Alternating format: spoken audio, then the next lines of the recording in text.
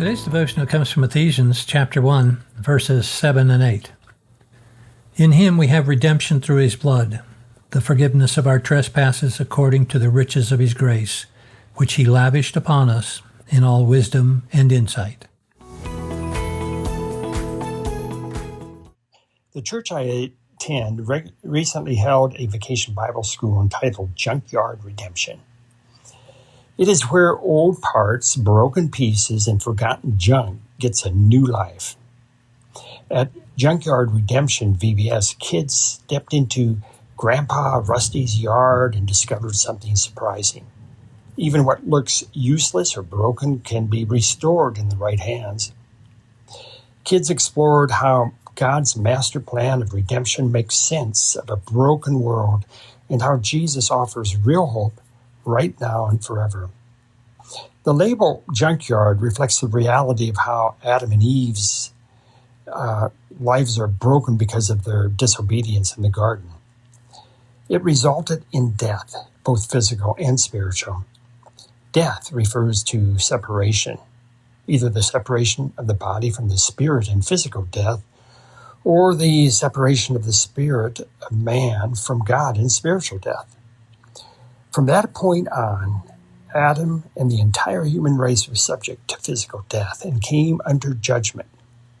Paul stated it this way: Therefore, just as sin came into the world through one man and death through sin, and so death spread to all men because all sinned. Sin became so much a part of man's fallen nature that he could not sin. He became a slave to sin. Not only that, but when Adam sinned in the garden, all of God's creation was broken. It came under a curse. The good news is that God sent Jesus, the great Redeemer, to fix this broken world and restore us through his death on the cross. Listen to Paul's words in Romans chapter 8, verses 20 to 25. For the creation was subjected to futility, not willingly, but because of him who subjected it, in hope that the creation itself will be set free from its bondage to corruption and obtain the freedom of the glory of the children of God. For we know that the whole creation has been groaning together in the pains of childbirth until now. And not only the creation, but we ourselves who have the first fruits of the Spirit groan inwardly as we wait eagerly for adoption as sons, the redemption of our bodies. For in this hope we were saved. Now hope that is seen is not hope, for who hopes for what he sees?